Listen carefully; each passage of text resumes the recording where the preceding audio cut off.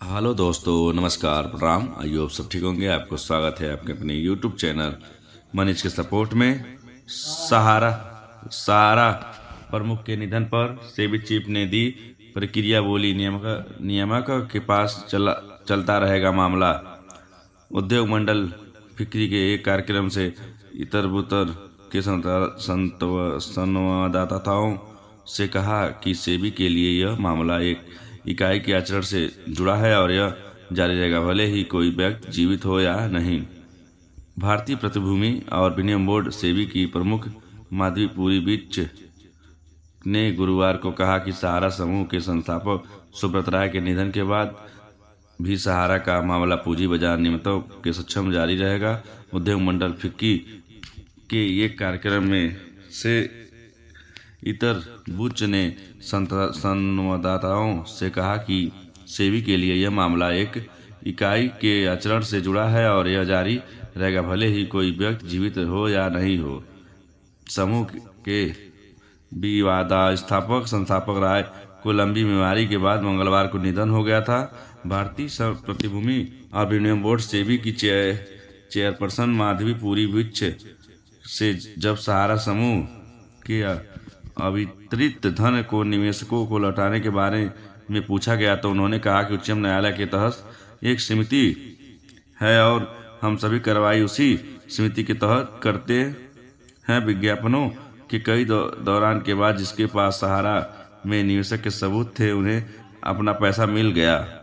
सेबी के पास पड़ी है 25,000 करोड़ की धनराशि। दूसरी ओर सहारा समूह के प्रमुख सुब्रत राय के निधन के बाद पूंजी बाजार नियामक सेबी के खाते में पड़ी 25,000 करोड़ रुपए के अधिक की गैर वित्तीय धनराशि भी एक बार फिर से चर्चा में है। राय समूह की कंपनियों के संबंध में कई विनियामक तथा कानूनी लड़ाइयों का सामना कर रहे थे।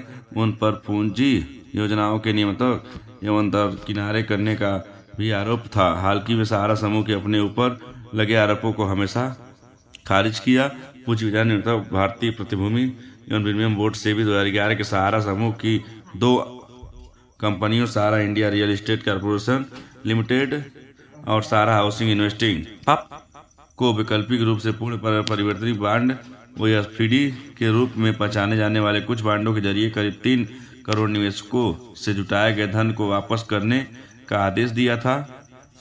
सुप्रीम कोर्ट के निवेशकों को 15% ब्याज के साथ राशि लौटाने को कहा था। नियमों के आदेश में कहा था कि दोनों कंपनियों के उसके नियमों और विनिमय बोर्ड के उल्लंघन करने धन जुटा था। लंबी कानूनी लड़ाई के बाद उच्च न्यायालय में 31 अगस्त 2012 को सेबी के निर्देशकों को बरकरार रखा और दोनों कंपनियों को निवेशकों से एकत्र धन 15% ब्याज के साथ वापस करने को कहा था। इसके बाद सहारा को निवेशकों को धन लौटाने के लिए सेबी के पास अनुमानित 24,000 करोड़ रुपए जमा करने का कहा गया था। हाल की समूह लगातार यह कहता रहा कि उसने पहले ही 95% से अधिक निवेशकों को प्रत्यक्ष रूप से भुगतान कर दिया है। पूंजी बाजार नियमों के नवीनीकरण वार्षिक रिपोर्ट के अनुसार भारतीय प्रतिभूति विनिमय बोर्ड सेबी ने सहारा समूह की दो कंपनियों के निवेशकों को 11 वर्षों में 138 करोड़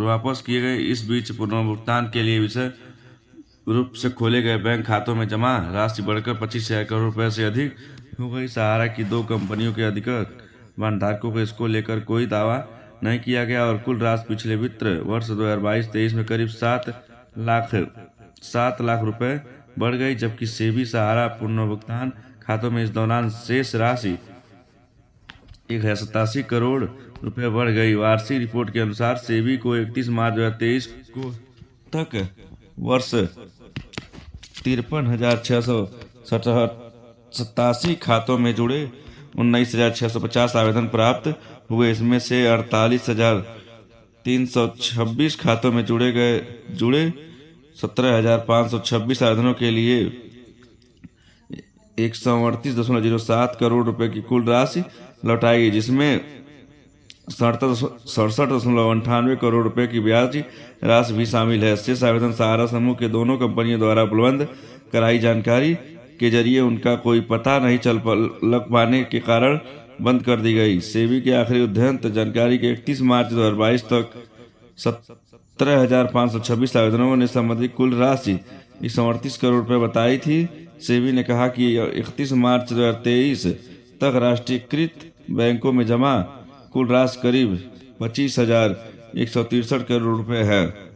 ये सारी जानकारी इंटरनेट के माध्यम से ली गई है। इसमें कोई भी जिम्मेवारी हमारा यूट्यूब चैनल मनीष का सपोर्ट नहीं लेता है। बस आज के इतना ही, मिलते हैं किसी अच्छी सी वीडियो और अच्छी सी जानकारी के साथ। जय हिंद, जय भारत।